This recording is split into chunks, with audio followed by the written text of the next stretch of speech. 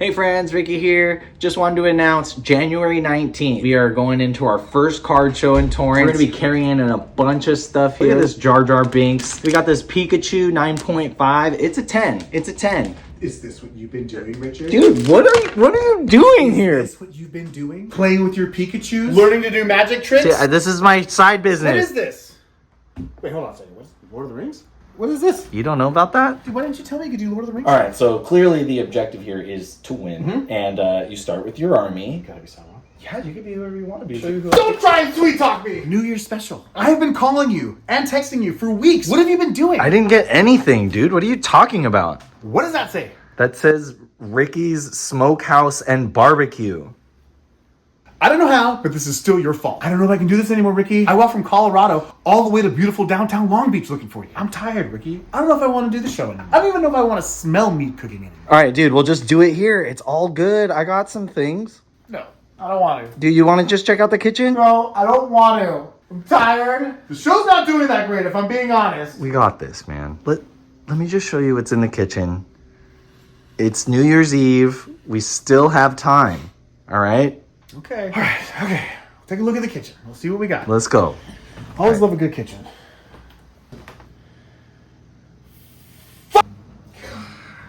Ketchup? Ketchup sandwiches? There's nothing here. Dude, we got the champagne, though, right there. I shouldn't even look. Wow. Wow, you actually have everything we need for pork and beans. Wow, even the spices, huh? You know, I think we got it. Pancetta, no shit. Happy New Year, meatheads! We're here in beautiful downtown Long Beach, and we're gonna cook something for you. We're gonna be cooking pork and beans, an American classic and a staple throughout the frontier and the Wild West. I don't know if there's a traditional recipe for pork and beans, so we're gonna do the cook and meat pork and beans. We'll make it a little extra meaty. It'll be our New Year's Eve feast. Why don't you guys start popping bottles and let's get this countdown going. Ricky, these aren't knife saga knives.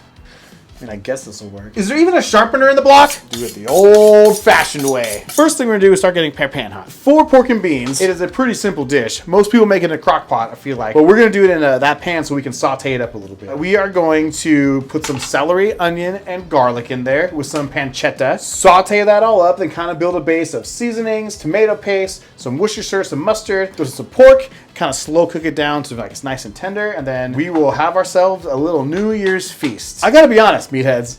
After that long walk, I'm pretty tired, and we're pretty much phoning this one in. So first thing you're gonna want to do, always wash your celery. It comes from the dirt, and for whatever reason, there's always dirt right in here. So just wash your celery. We don't need this much. We'll save this for some peanut butter lunches. Do you remember the first episode, Ricky?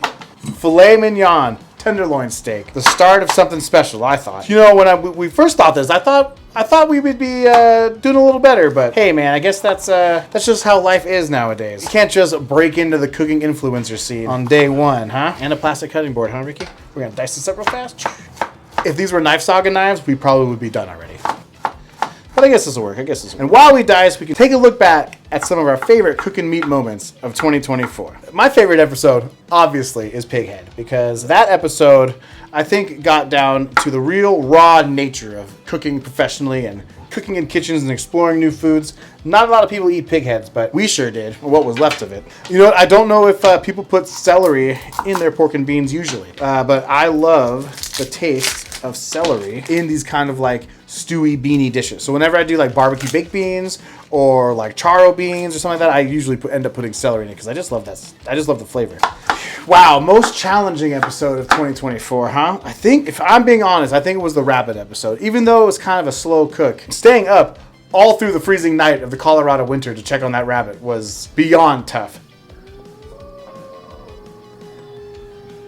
Okay, meatheads. It's about 3 in the morning. It's the last check before the new dawn. I kind of feel like I know what all those people who died on Everest feel like. Beautiful downtown Long Beach. Somehow it's getting louder the further he gets away. All right, last little bit for our vegetables. Some garlic. Like I said, I don't know if there's a traditional recipe for pork and beans, one that's like sacred and set in stone, but I can guarantee you there's not a lot of vegetables in it. This is pretty much it. Celery, onion, and garlic. Crack these open. 2024, we got a grill. That was huge. That's changed everything on the Cooking Meat Show. I got to meet a few of my favorite celebrities. We got to see Tom Hanks' restaurant, almost met Gordon Ramsay, Macho Man, Guy Fieri. We're basically best friends now. Jonah Ray, professional comedian. We talked for a little bit. Mike from Home Depot. Lisa Wallen ate my meat. I think she liked it. She hasn't said anything about it. She won't return my calls though. All right, here we go. We got our mirepoix. We made a splash on the beer review scene. You know what? I have been looking all over Instagram and TikTok. We might be some real true original content here. Beer pairings. Oh, we got in a fight with that Uber driver on the way home from Death and Company and Yes Tacos on taco night. It is a memory. All right, so we've got all of our vegetables chopped up. Pretty easy. So now we're going to lube our pan. Ricky, where's your tallow? Don't. I am nothing without my tallow. What are we supposed to use? Butter? Please tell me I'm not cooking with butter. I have butter, but But what? Don't tell me it's salted. it's got olive oil in it. No. No. Canola oil. My only weakness. All right, so first thing we're gonna do is lube our pan. We've had this pan getting hot for a little bit. Look at that oil just bead right up. Trick to cooking with stainless steel. You want it hot. Hot when you cook, hot when you clean. Hot. We got our hot pan with our hot oil. We'll throw in our veggies. There we go. Pop here. Don't stop with the hot. So we're gonna get these vegetables soft. Once they get soft, we're gonna throw in our chopped pancetta. You can use bacon, you can use speck, you can use something along those lines, just like a salted pork, but we're gonna use pancetta today. I'm not sure if this is in any kind of traditional pork and beans recipe. I'm not even sure if there is a traditional pork and bean recipe. Because this is from a pork, it's fair game. All right, so we get our pancetta and our mirepoix all cooking down together. We're gonna get it nice and crispy. And while that's cooking down, that real nice soft, you know what, we're gonna really get a nice cook at it. We're gonna take it a little bit further than soft. So we're gonna get that hot, put it outside, and while we're doing that, we're gonna dice up our pork shoulder. So we get our vegetables, and while we're doing that, we'll just cut up this quick little pork shoulder. This is actually a pork shoulder steak. So we're just gonna use this, 1 can of beans, should be plenty, and we'll get it going. All right. Now we'll see how these knives really hold up, Richard. Not bad. They're no Knife Saga knives, but they're all right. And we can get this kind of nice, like a medium-sized dice on this. Kind of not super big and chunky, not super small, like bite size. I would say like, nice medium-sized chunks. Ooh, this is going to be good because there's a lot of fat on this, so we'll throw this in there too. So like I was saying, I don't know if this is a traditional dish or anything, but I do know probably the most traditional dish that we did this year are bison tongue tacos, where we paid homage to the cultures of Mexico, southwestern United States, and the Plains natives. How about them tacos? One thing that I'm really proud of, Ricky, of our show is that we bring in all kinds of cultures. From the west side of Puerto Rico to the east side of Puerto Rico to Florida. We've incorporated a lot of different cultures into our cooking. Probably our most creative dish this year was the beef heart carpaccio. That is something that I never have done before. First time I ever did it was on camera, and I gotta say it came out way better than I thought. I thought I'd have to lie on camera. I thought we'd have to use a little bit of movie magic to make that good. Is this as hot as it gets, dude? That's as hot as it gets. You know, and it hasn't all been easy. There have been some bumps along the way. And sometimes, if I'm being honest, taking a half hour out of my day to post on 3 different social media sites, it's been taxing. And if you don't follow us on TikTok, Instagram, or YouTube, please check us out so you can get the exact same content spread across 3 platforms. Oh, that's the light. That's the oven. There we go. We want to throw in our pork. Get this pork starting to get sauteed. Now things are starting to get hot in there. Sometimes it's hard to care, meatheads. I mean, we're working so hard. We're traveling across the globe. We're kissing hands and shaking babies, trying to make this thing work. It's like sometimes I'm tired. Sometimes I just don't want to cook. Sometimes I just want to order a pizza and finally finish Smallville. But here we are, I got the meat babies to feed. I convinced Ricky to leave his job, and in hindsight, way prematurely, 1 more mouth to feed. The dog stopped talking to me. It's times like these, man. You just got to ask yourself, WWBJ, what would Benjamin Franklin do? They looked to me and said, Benny boy, we gotta find a way to cook this turkey and all these vegetables all at the same time. I know what he would do. He'd go to France and bang a bunch of whores. But right after that, he would just keep cooking, Ricky. Just keep cooking. All right, so now we're gonna season this bitch. Ooh, Ricky, salt grinder, huh? All right, fresh cracked pepper. You can add as much seasonings as you want to this. All kind of the same parts. 2 parts salt, 1 part everything else. Smoked paprika. People are freaking out. People are just learning that smoked paprika, all that is just smoked dried red pepper. Paprika is pepper in Egyptian. Come on. And some chili powder. Chili means chili in Mexican. And we're going to add a dash of cayenne pepper. And lastly, fresh oregano, which means orgasm in Greek. All right, let's incorporate all these delicious seasonings. Look at that. Oh yeah, we're getting there. Now it's starting to look like something. We've got all of our dry seasonings in. I say now is the time we're gonna add some of our wet. So I'm gonna add a little bit of Dijon mustard.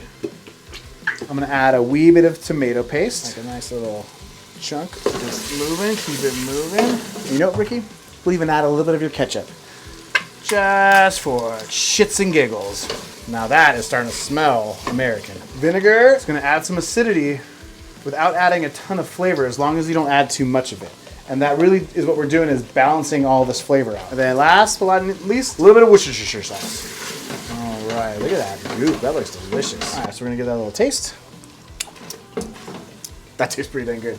Great Northern beans.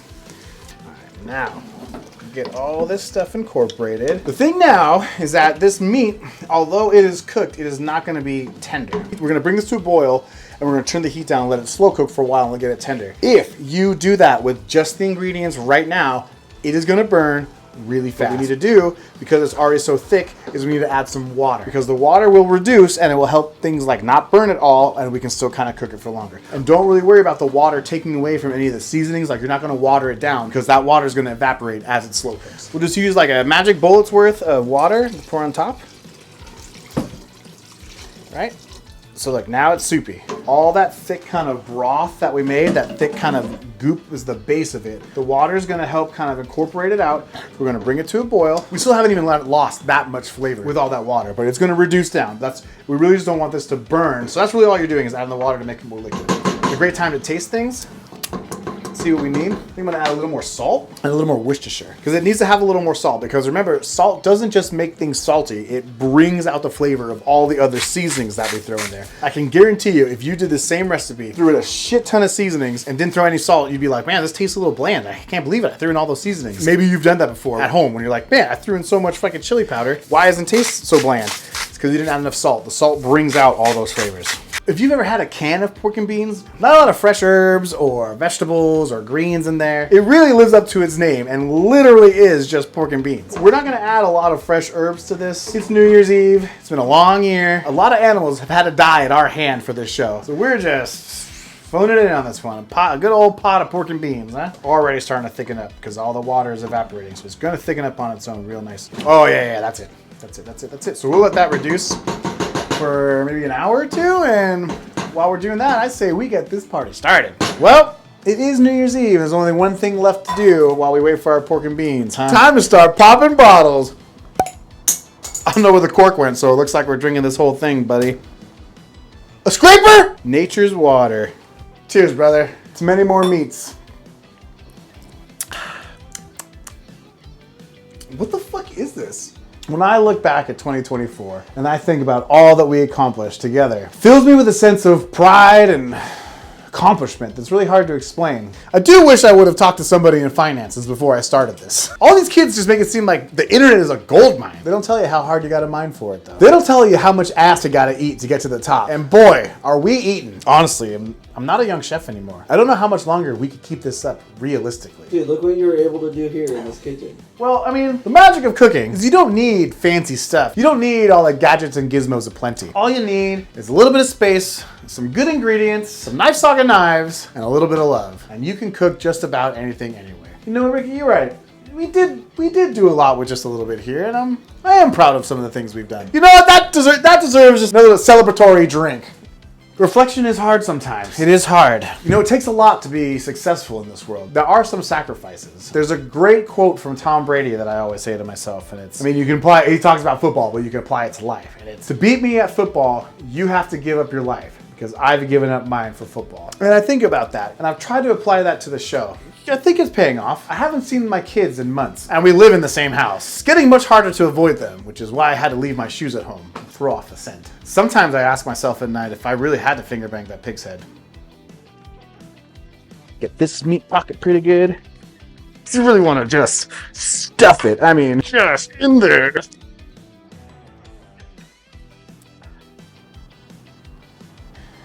Do you need another one yet, Ricky? You gotta stay hydrated during the holidays. It's important. Let me tell you, this Christmas was not as meaty as we had hoped. We've poured so much into production that there wasn't a lot left over for the family. We had to cut some corners. And even though I had asked for a PS5 2 years in a row and got a lemon zester 2 years in a row, it's okay. Here I am complaining and you don't even have a lemon zester.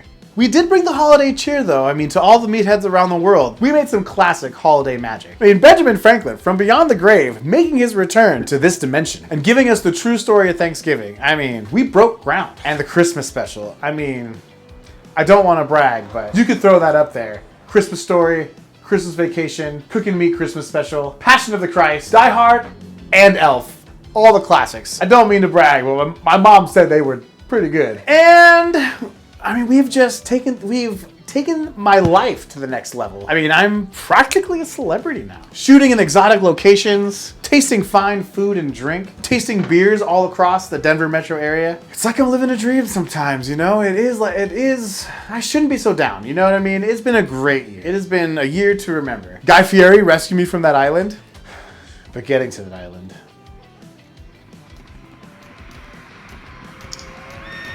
I don't think I've ever told the true story. Another time. Ask me again next year. I'm gonna be ready for those pork and beans soon. Look down! Ricky, check! What time is it? It's 3:40 p.m. We're close. We're close. Is this the hours or is this minutes? Not right at midnight. We gotta make it look like 5 minutes. They won't know. There's no second.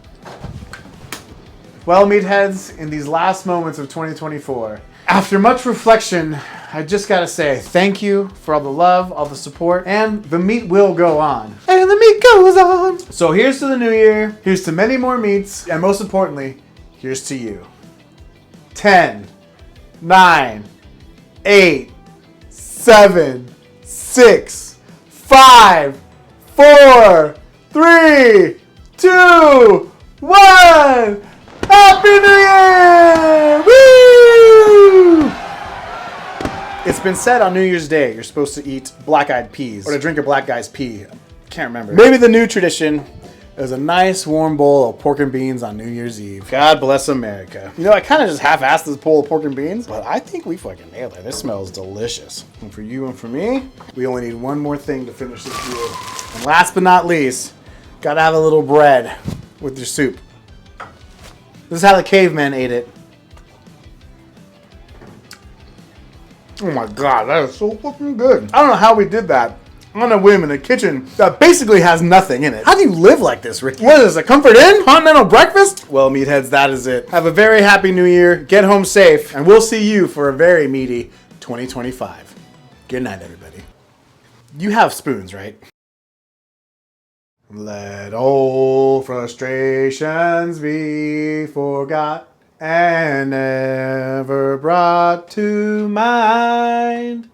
Let old frustrations be forgot for old lang syne. For old lang